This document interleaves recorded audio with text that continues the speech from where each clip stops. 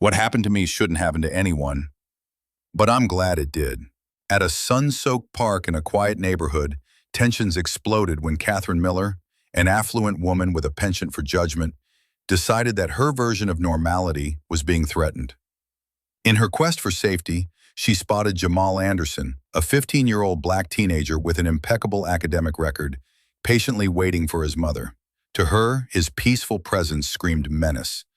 With a quiver of urgency, Catherine whipped out her phone, describing Jamal to the police with broad strokes of racial bias, portraying him as a looming threat, while he stood bewildered. As sirens blared in the background, Jamal's heart raced, his confusion morphing into dread. His innocence didn't matter. He was ensnared in the web of another's prejudice. When the police arrived, Jamal's world blurred while he fumbled to explain himself. But Catherine's accusations held more weight. Systemic bias coursed through the air like static, crackling with an intensity that demanded attention. Just as the situation threatened to spiral out of control, Linda Anderson, Jamal's mother, rushed in. A federal judge with a voice that commanded respect. "Let's set the record straight," Linda said, leveling her gaze at Catherine. The onlookers' phones lit up with the unfolding drama, the community drawing in closer to witness the reckoning. Stabilized accountability from the officers and called out Catherine's actions, igniting conversations about bias that echoed beyond the park. While Jamal absorbed the whirlwind of chaos, he emerged stronger, a young advocate ready to challenge the world. In the aftermath, they both realized that every confrontation could spark change, inspiring others to confront their own biases and redefine justice. Catherine Miller's voice cut through the serene park air like a knife. "You? What are you doing here? Get away from that playground!" She waved her phone like a weapon, pointing it at Jamal Anderson, a 15-year-old who was simply sitting on a bench waiting for his mother. Jamal blinked in confusion, his dark skin glistening under the afternoon sun. "Ma'am, I'm just waiting for my mom," he said, his voice calm but laced with concern. Catherine's eyes narrowed, her face flushed with indignation. "You look suspicious. Young men like you don't belong in a place like this." "Excuse me?" Jamal's heart raced. "I'm not doing anything wrong." The weight of her accusation pressed down on him. Catherine didn't waver. "I'm calling the police. We have to keep our community safe."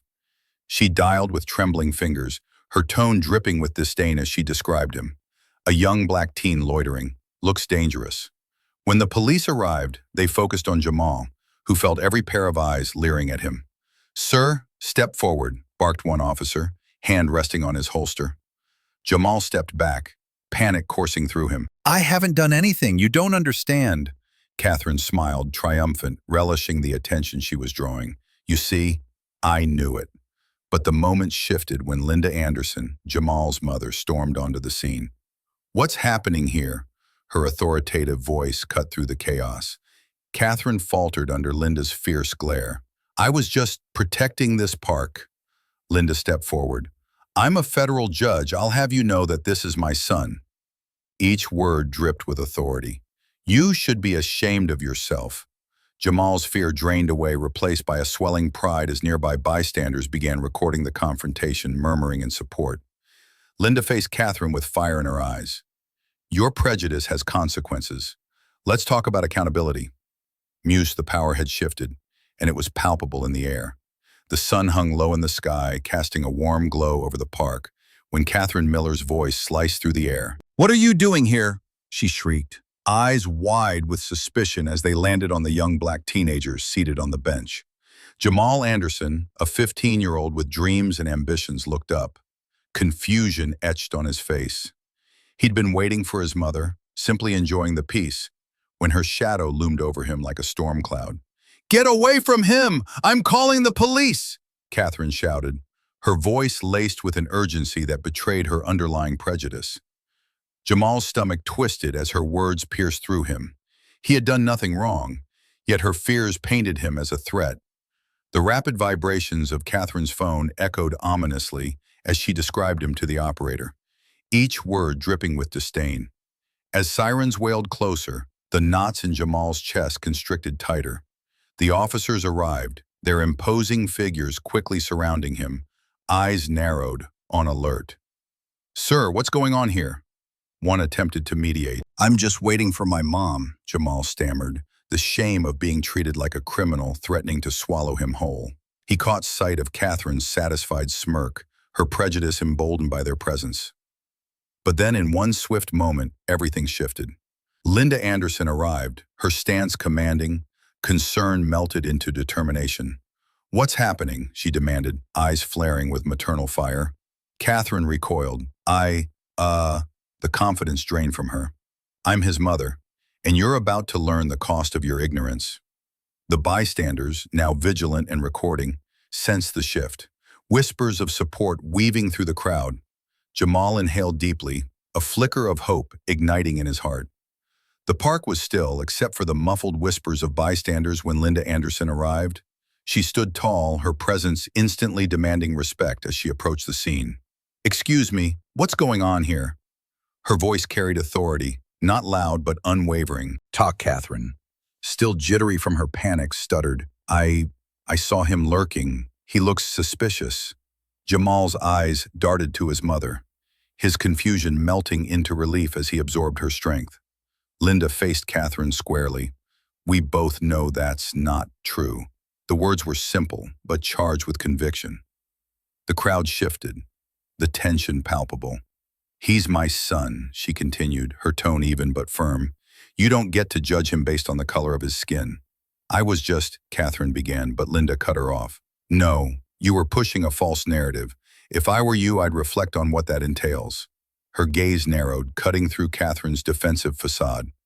Your actions could have put my son in jeopardy. That's not a small thing. A murmur rippled through the crowd, eyes widening as they processed Linda's words. Jamal stood taller beside her, emboldened, his fear quieting with each heartbeat. Is that what you want your actions to signify? Linda pressed, her voice steady but fierce. The raw power of her words silenced Catherine, rendering her momentarily speechless. Linda turned to the police, laying down a challenge that echoed through the park. This isn't about the color of one's skin, it's about accountability. Jamal's heart swelled with pride, a flicker of hope igniting within him. They could feel the shift, the small victory that would resonate far beyond this moment, sparking conversations yet to unfold. As the vibrant autumn leaves fluttered in the park, Catherine Miller stood, arms crossed tightly, her voice rising above the laughter of children. Get away from here, she bellowed at Jamal Anderson, who was simply waiting for his mother, headphones around his neck. The peaceful scene darkened as Catherine called the police, her words dripping with prejudice, painting Jamal as a threat.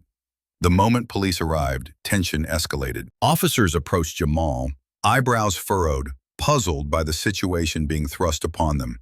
Jamal's heart raced. He felt the weight of their scrutiny. I didn't do anything, he pleaded, but his words fell flat against Catherine's vehement accusations. At that precarious moment, a familiar figure emerged from beyond the trees.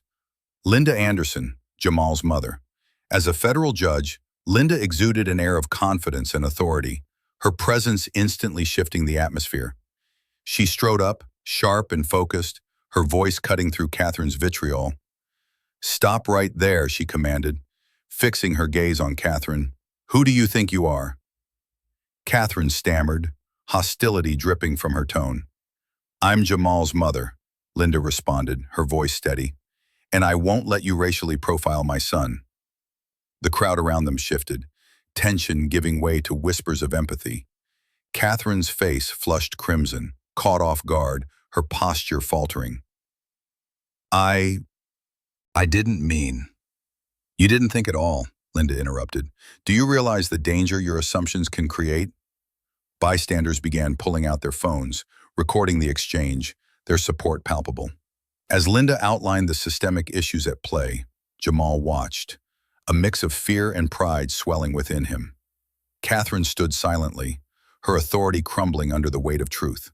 Finally exposed, her demeanor unraveled. What you've done here is damaging, Linda concluded, her voice unwavering. The murmurs around the park intensified, people rallying behind Jamal. Linda turned to him, her expression warm and proud. Let's go home, she said, taking his hand. As they walked away, the community buzzed with conversations sparked by the event. Justice hadn't been explosive, It was a quiet triumph, a moment of clarity that promised change. As I sit in the quiet of my living room, the soft light filtering through the curtains, I can't help but reflect on that day in the park. The air was thick with tension, a stark reminder of the biases that can so easily cloud our judgment. I look back now, recognizing the pain and confusion in Jamal's eyes as he faced unfounded accusations. It forced me to confront uncomfortable truths about power and privilege and how easily they can distort reality. It took my mother's strength, her unwavering presence, to upend the narrative that seemed so clear to Catherine. Watching my mother assert her authority had a profound impact on me, igniting a fire within, a desire to stand for justice and equity. I've grown from that experience, but I also carry the weight of knowing that not all stories end so justly. Do you think I went too far in that moment? What would you have done if you were in my shoes? I invite you to share your thoughts and experiences in the comments. Let's engage in this vital conversation together about bias, power, and justice.